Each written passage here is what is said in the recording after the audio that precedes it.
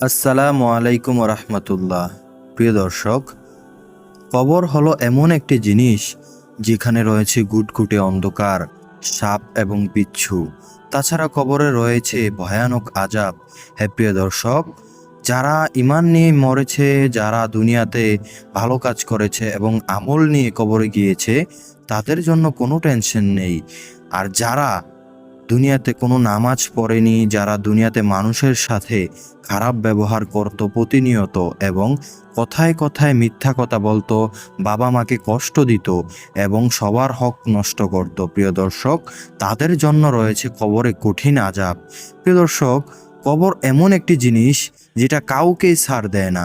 নবী করিম সাল্লাল্লাহু আলাইহি সাল্লামের মেয়ে হযরত ফাতেমা রাদিয়াল্লাহু তাআলা আনহা একটি ঘটনা আপনারা শুনলে খুব অবাক হবেন। নবী করিম সাল্লাল্লাহু আলাইহি সাল্লামের মেয়ে ফাতেমা রাদিয়াল্লাহু তাআলা আনহা যখন ইন্তেকাল করলেন, তখন এক সাহাবী কবরকে যে বলল, হে কবর, তুমি কি জানো তোমার মাঝে কাকে রাখছি? খবরদার, কখনো বেয়াদবি করবে না। তোমার মাঝে রাখতে চলেছি হযরত আলী রাদিয়াল্লাহু তাআলা আনহু, যাকে আল্লাহ তাআলা দুনিয়াতে থাকতেই টিকিট দিয়ে দিয়েছে জান্নাতের। হে কবর, খবরদার, কখনোই বেয়াদবি করবে না। সে আলী রাদিয়াল্লাহু তাআলা আনহুর স্ত্রী। সাহাবী আবার কবরকে উদ্দেশ্য করে বললেন, হে কবর, তুমি কি জানো তোমার মাঝে কাকে রাখতে চলেছি? তিনি হলেন জান্নাতের যুবকদের সর্দার হবে হজরতে হাসান রাদিয়াল্লাহু তাআলা আনহা এবং হজরতে হুসাইন রাদিয়াল্লাহু তাআলা আনহুয়ের আম্মা জান। তাই কবর, তুমি কখনোই তার সাথে বেয়াদবি করবে না। তখনও কবর থেকে কোনো জবাব আসলো না। প্রিয় দর্শক, তৃতীয়বারের মতো যখন কবরকে ওই সাহাবী জিজ্ঞাসা করলেন, হে কবর, তুমি কি জানো তোমার মাঝখানে কাকে রাখতে চলেছি? তিনি হলেন দু জাহানের বাদশাহ হজরতে মুহাম্মাদুর রাসূলুল্লাহ সাল্লাল্লাহু আলাইহি সাল্লাম, যে কিনা নবীদের নবী। হে কবর, তুমি কখনো বেয়াদবি করবে না। তিনি হলেন হজরতে মুহাম্মাদুর রাসূলুল্লাহ সাল্লাল্লাহু আলাইহি সাল্লামের আদরের কন্যা হজরতে ফাতিমা রাদিয়াল্লাহু তাআলা আনহু। তখন কবর থেকে জবাব আসলো, আমি কবর, আমি কাউকে চিনি না। আমি হজরত মুহাম্মদ রাসূলুল্লাহ সাল্লাল্লাহু আলাইহি সাল্লামের মেয়েকেও চিনি না।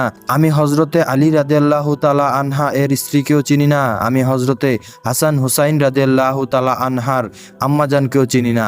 আমি শুধু চিনি আমল, নেক আমল। কবর থেকে এই প্রতিউত্তর আসার পর সবাই হতভম্ব হয়ে গেল। সবাই বলতে লাগলো, হায়, আমাদের কি উপায় হবে? তাই প্রিয় দর্শক, একবার ভেবে দেখুন, নবীজির মেয়ের যদি এই অবস্থা হয়, তাহলে আপনার আমার কি হবে? হজরতে ফাতিমা রাদিয়াল্লাহু তাআলা আনহা, যে কিনা জান্নাতের মহিলাদের সর্দার হবে, তার প্রতি উত্তর যদি কবর থেকে এমন ভয়ানক কথা আসে, তাহলে আমাদের আপনাদের কি উপায় হবে? প্রিয় দর্শক, একটু ভয় করুন। নবী করিম সাল্লাল্লাহু আলাইহি সাল্লামের মেয়েকেও কবর যদি না চিনে, তাহলে আমাকে আপনাকে কি হিসেবে চিনবে? আমরা তো পাপী বান্দা, আমাদের তো কোনো উপায় নাই। প্রিয় দর্শক, কবর এমন একটি ঘর যেখানে রয়েছে গুটগুটে অন্ধকার। যখনই কোনো বদকার বান্দার মৃত্যু হয়, তাকে যখন কবরে রেখে 40 কদম মানুষ, তার আত্মীয় স্বজন গোরস্থান থেকে চলে আসে, তখনই মুনকার নাকির আসে। দুজন ফেরেশতা এসে তাকে বসায়। তাকে বসানোর পর তাকে যখন প্রশ্ন করা হয়, 3টি প্রশ্ন করা হয়। 3টি প্রশ্ন হলো, তোমার রব কে, তোমার দিন কি, তোমার নবী কে? তখন সে যদি উত্তর দিতে না পারে, সে বলে, আমি জানি না আমার রবকে, আমি জানি না আমার ধর্ম কি, এবং আমি জানি না হজরত মুহাম্মদ রাসূলুল্লাহ সাল্লাল্লাহু আলাইহি সাল্লামকে। প্রিয় দর্শক, তখন সে বলে, আমি কিছুই জানি না। তখনই আল্লাহ রব্বুল আলামিন ফেরেশতাদেরকে ডেকে বলে, হে ফেরেশতা, এই বান্দাকে তোমরা, এই বদগার বান্দাকে তোমরা আযাব দেওয়া শুরু করো। তখনই ফেরেশতারা তাকে আযাব দেওয়া শুরু করে। প্রথমে কবরের ডান পাশ থেকে বাম পাশে এত সজোরে এক আঘাত করে, কবরটা এত সজোরে আঘাত করার ফলে তার পাঁজরের হাড্ডিগুলো চুরমার হয়ে যায়, এমনকি তার এক পাঁজরের হাড্ডি আরেক পাঁজরের ভিতরে ঢুকে যায়। প্রিয় দর্শক, ভেবে দেখেছেন কি ভয়ানক কথা? নাউযুবিল্লাহ। প্রিয় দর্শক, কবরে আরও তাকে অত্যাচার করা হয়, তাকে আরও আযাব দেওয়া হয়। তাকে একটি সাপ ছেড়ে দেওয়া হয় কবরের ভেতর, যে সাপে তাকে দংশন করতে থাকে। প্রিয় দর্শক, নবী করিম সাল্লাল্লাহু আলাইহি সাল্লাম বলেছেন, সেই সাপটি যদি দুনিয়ার মাটিতে দুনিয়ার বাতাসে একবার নিঃশ্বাস ফেলতো, তাহলে পুরো পৃথিবী, সমস্ত ফসল ফলাদি, সমস্ত কিছু ধ্বংস হয়ে যেত। সেই বিষের তেজস্ক্রিয়তায় কোনো গাছপালা রইল না, কোনো ফসল ফলাদি কিছুই রইল না।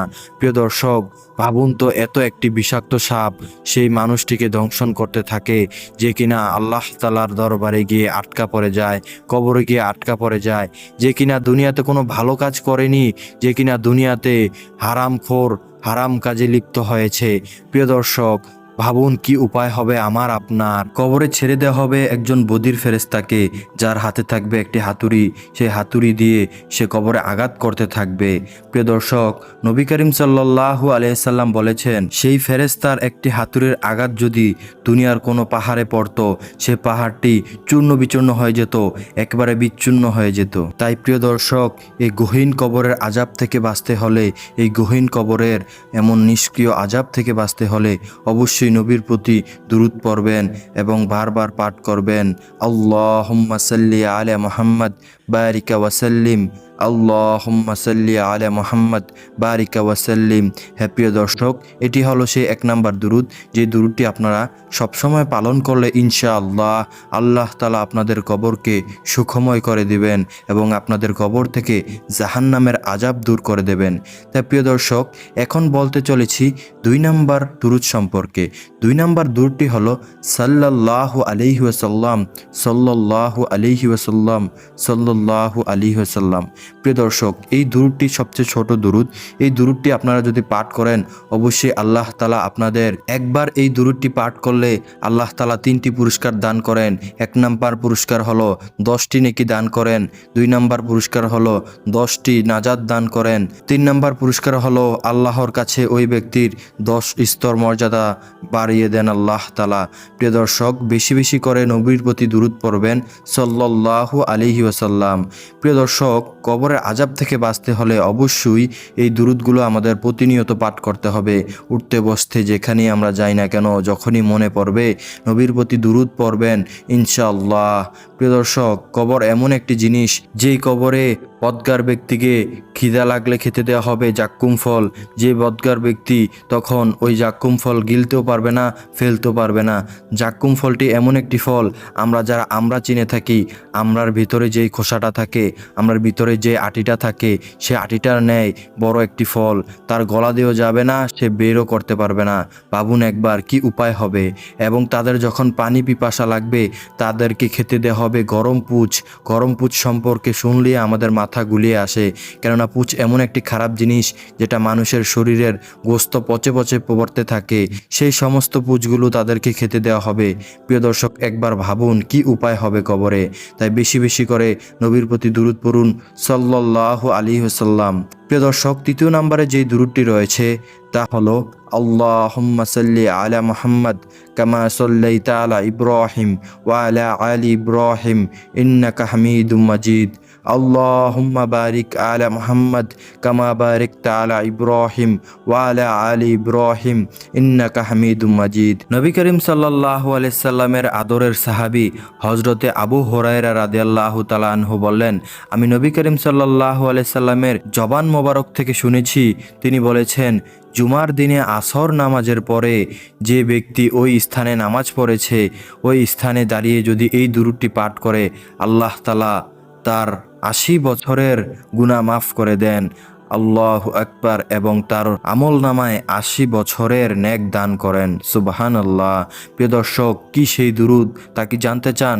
সেই দুরূদটি হলো আল্লাহুম্মা সাল্লি আলা মুহাম্মাদানিন নাবিয়্যিল উম্মি ওয়া আলা আলিহি ওয়া সাল্লিম তাসলিমা।